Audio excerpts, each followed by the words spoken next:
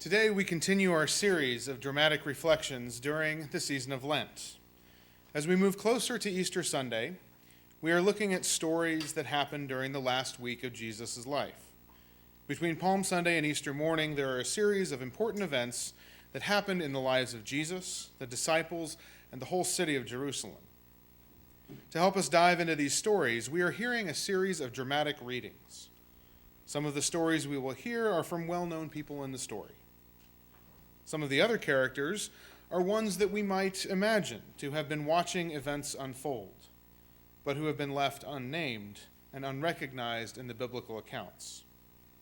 All of the stories during Lent are set on Saturday of Holy Week, which means that the characters all know that Jesus has been killed and buried, but have not yet experienced the resurrection on Easter morning. Today, we hear the experience of two characters who were present for Jesus washing the disciples' feet. First, we will hear from Peter, the well-known disciple who plays a central role in this story. And then, we'll hear from Tabitha, a young girl who may have been eavesdropping on this important event. My name is Peter. You know, you may not realize it, but I know a little something about what it means to be humble. And I don't necessarily like it. I spent a whole lot of my life as a fisherman. I like to work. It wasn't easy work, but it was good work. It was hard work. It was a lot of nights, spending all night on a boat, getting wet, staying sweaty, smelly, and covered with fish slime and fish parts and things like that. But you know, people loved the fish I sold them. It was good food. They liked it. But you know, I got the feeling that they didn't really always like me or value me as much as they did the fish they got. It was a job that everybody seemed to want to have done, but really wanted someone else to do it for them. And I always felt like they were kind of looking down their nose a little bit at me for my profession as just a fisherman. But you know, then one day I met Jesus. And after my whole life of being a humble fisherman, Jesus called me to be a disciple. And you know, that was just, it was so different. It was the opposite of being a fisherman. It was only a few select people get called by a rabbi to be their disciple. And Jesus wanted me, out of all these other people, he wanted me to be one of his disciples. That was just absolutely amazing. Overnight, people started listening to what I had to say, and people started treating me differently. And you know, I was never really ashamed about being a fisherman. I was always somewhat proud of that job, but I can't tell you how proud it was to become a disciple of Jesus. I found a new honor and respect in a way that I'd never had before in my life. And it was all because of Jesus. You know, really, if I'm proud of anything, I'm proud of being one of his disciples. I'm proud of what he was doing. I was proud that I could just have a part in the amazing things that happened over the last few years. Everything that Jesus has said or done, I try to be right there with him because I'm just so proud to be chosen by him. And believe me, there have been some hard things to stick with him about. There are a lot of things that he's said that I don't understand. And you know, I may never understand them. And there have been some things where times where people don't understand them and they look at all of us as though we're just a bunch of strange disciples, a group of strange people they don't understand. But still, there's nothing that could shake me from being with Jesus. That's why on Thursday night, Jesus kind of caught me off guard and put me aside by doing something really weird. You know, this was probably the strangest thing that he's ever done. And, you know, that's saying something. Jesus has done some unexpected things. In the middle of the meal. In the middle of the meal, he just gets up, goes out to the front door, grabs the feet washing stuff, and brings it back to the table where we're eating. And then he starts washing all of our feet in the middle of the meal. Strangest thing I've seen.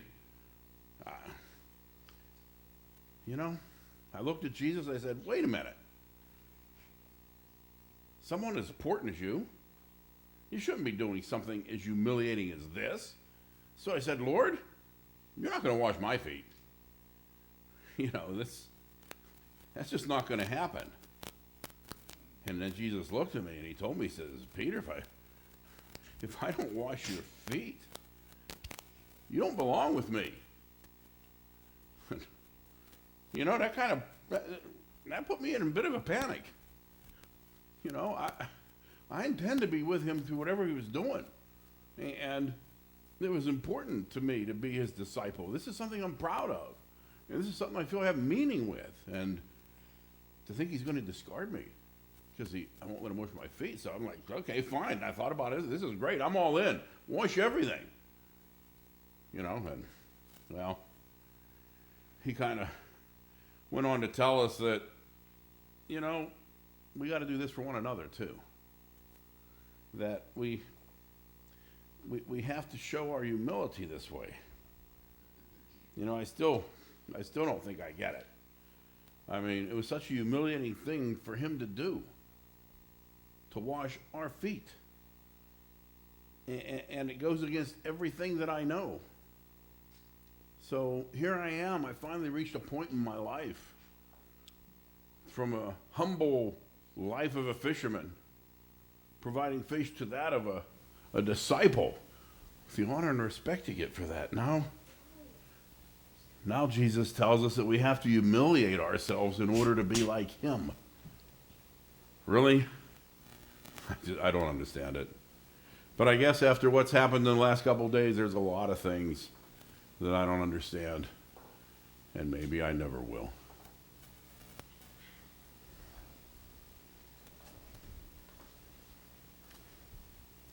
My name is Tabitha. In Hebrew, it means grace. My mom and dad named me that because they prayed for one more child, and God showed them grace and gave me to them. They've told me that story over and over as I've grown up. Sometimes I act like I'm embarrassed by it. But really, I love hearing it because it reminds me how much my parents love me and how much God loves me too. I live with my mom and dad in Jerusalem. It's the capital city of our country. There are a lot of Jewish people who live here.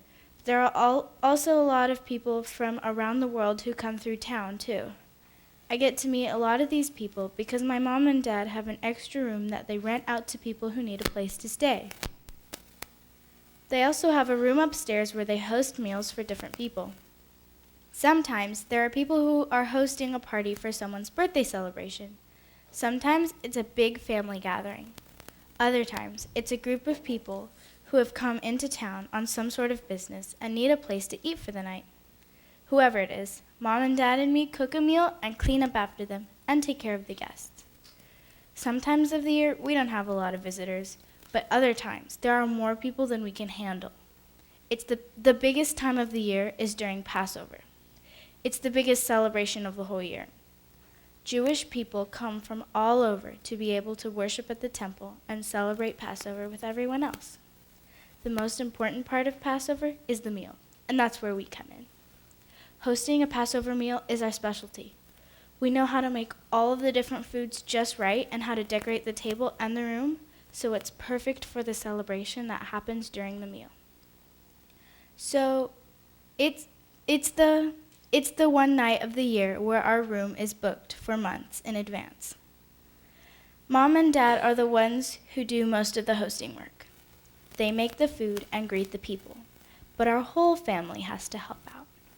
During the meal, my brothers and sisters and I have to help bring the food upstairs from our kitchen and serve it to the guests. I also have to help clean up all of the plates and wash all of the dishes after everything is finished. But that's not the first thing I have to do when guests come. When guests come into the house, their feet are always a bit dirty from walking on the dusty streets. It's always the expectation that right when they come in the door and take off their sandals, that someone washes their feet clean. The person who has to do that job is always the least important person, the youngest person, or a servant of some kind. And, well, since I'm the youngest in our family, I'm the one who washes their feet. I've got a little stool and a basin and a pitcher of water right by the door. When they come in, they sit down, I clean their feet and dry them off with my towel. It's the first thing they do when they come. Usually, we just have pretty normal people come to have a meal in our room. Even on Passover, I was just expecting a group from out of town to come for the Passover meal. But that night, as I was washing their feet, I heard them talking. Pretty soon, I realized that this was actually the Rabbi Jesus and his disciples. I had heard some stories about Jesus. I heard how he could heal people just by touching them. Some people even said that he could forgive people's sins and that he spoke for God. There were lots of people like me, who really thought he was amazing and that he might even be the Messiah. I also heard that some powerful people really hated him, maybe even so bad that they wanted to kill him. After seeing what happened to Jesus yesterday, it makes me so sad that those people actually did find a way to kill him. Mom and Dad wouldn't let me go out, but one of my friends said that they saw Jesus hanging on a cross and dying. Just thinking of that makes me scared and sad, especially after what I saw him do the night before at supper. See, on Thursday night, I washed everyone's feet before the meal, and I got really excited when I realized whose feet I was washing. And I know that I'm not really supposed to listen in on the conversations our guests have during the meal. But that night, I just couldn't help myself. I did my job of bringing in the food when I was supposed to, but instead of going back to the kitchen, I sat down right outside of the door so that I could listen to everything they were talking about. I don't know what I thought I'd hear them talking about, but since this was Jesus, I knew it could be important. So I was sitting there and listening as closely as I could. But then Jesus did something that I'll never forget. Right in the middle of the meal, Jesus got up and walked down the stairs. He went to the front door where my foot washing stuff was, and he picked up my towel and bowl and pitcher. As he walked up the stairs, I knew I shouldn't have looked at him, but I peeked up to see what he was doing. His eyes looked at mine, and he gave me a smile as he walked back into the room. I know I shouldn't have, but I couldn't help myself. I peeked around the corner to see what he would do. That's when I saw him wrap my towel around his waist and start to wash the feet of all his own disciples. I couldn't believe what I was seeing. He was the most important man I'd ever met. No, he was the most important man I'd ever even heard of. And there he was, doing what I do, washing other people's feet. Even more amazing, I heard him tell them that if they wanted to be just like him, that they needed to do the same thing too. I was just so amazed at what he did and said. He was the most important man I could imagine. He was the one who was supposed to lead a revolution and to lead the country. He was supposed to change how we talk to God. He was the most honorable man in the whole city, but there he was, acting like me, a humble little servant girl. I still don't know what to think about what he did. I don't know what happens now that he's been killed. But I know that Jesus changed something. Something for me. Something for all of us. I don't know how to say it, but I feel pretty invisible most of the time. And when Jesus washed feet that night, it was like God himself saw me. It was like God showed me that the way to be a part of what God is doing isn't by being powerful and famous. It's by doing simple things, by doing things for others. even things that other people look down on us for. Somehow, that's why I feel the closest to God.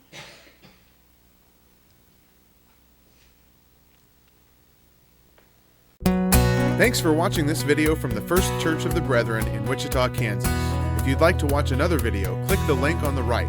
Thanks for liking, commenting, and subscribing on this video.